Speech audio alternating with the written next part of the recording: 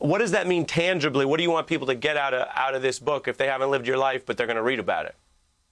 Well, thanks for asking, Ari. Ultimately, I wrote Never Enough because I've lived a life of hundreds or thousands of once-in-a-lifetime experiences, some really great, some very, very challenging, just like every SEAL of my era, have buried way too many friends.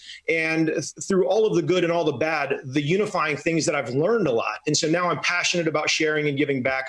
I'm donating all of my profits from the book to a 501c3 I founded that pays off mortgages for Gold Star families, a cause near and dear to not only my heart, but many people's hearts. And so the thing that I really want people to get out of it is how we can not only give more and be more, but how we can, take that title that seems provocative. It's not about fame and fortune. It's about meaning and impact. And how can we help the nation more? How can we help our fellow citizens more? And how can we ultimately bring more good to the world?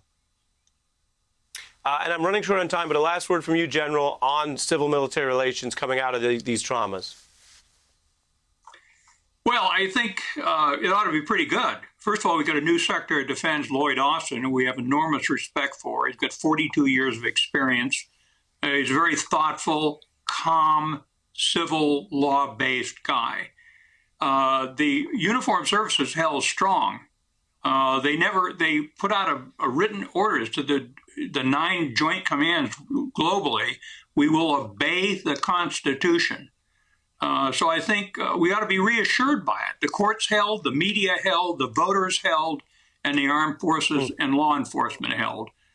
So going forward, we got a lot of problems. We got to sort out what to do with China. Afghanistan's a melting down disaster.